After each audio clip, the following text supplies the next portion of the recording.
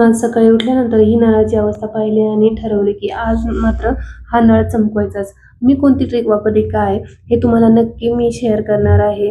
पण तुम्ही पाहू शकता नळ किती चमकतोय. कसा वाटला हा नळ? नंतर हा माझा तवा आहे ना खूप ऑइली आणि स्टिकी झालेला. तर तोही म्हटलं छान असं क्लीन करावं कारण की एकदम स्टिकी असं चांगलं वाटत नाही. तर छान हाही चमकून झाला आणि त्यानंतर मी बाकीचे घरातले काम वगैरे आवरले, थोडा नाश्ता वगैरे केला. लाडू बनवायचे होते पाहते तर डाळीचं पीठ खूपच कमी होतं म्हणून जेवढं होतं तेवढंच मी कणिक मळून घेतली आणि छान अशा पुऱ्या काढून त्या मस्त फ्राय करून घेतल्या. जेवढं झालं तेवढं झालं.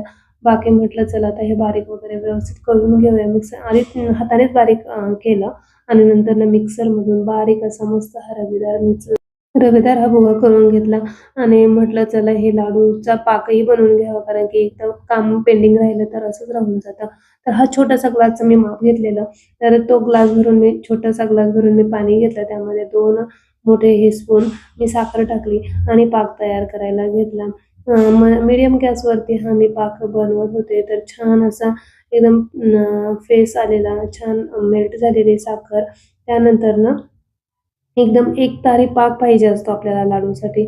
मंद आचेवर जरा वेळ मी हा पाक होऊ दिला. त्यानंतर छान असा पाक रेडी झाला आणि मी या भुग्यामध्ये म्हणजे ते जो काही पुऱ्यांचा जो हा चुरा केलेला त्यामध्ये मी हा पाक मस्त एकजीव करून असा घेतला आणि नंतर ही लाडू बांधून घेतले आणि त्यानंतर म्हटलं चला थोडेसं आकाशकंदील बनवावं कारण की आकाशकंदील आम्ही काही नवीन घेतलेला नव्हता. तर हा आकाशकंदील कसा बनवला, काय बनवला हा मी डिटेल व्हिडिओमध्ये सांगणार आहे. तोपर्यंत तुम्हाला आमची डेकोरेशन कसं वाटलं नक्की कमेंट करून सांगा. आवडला असल्यास लाईक, शेअर, सबस्क्राईब करायला विसरू नका.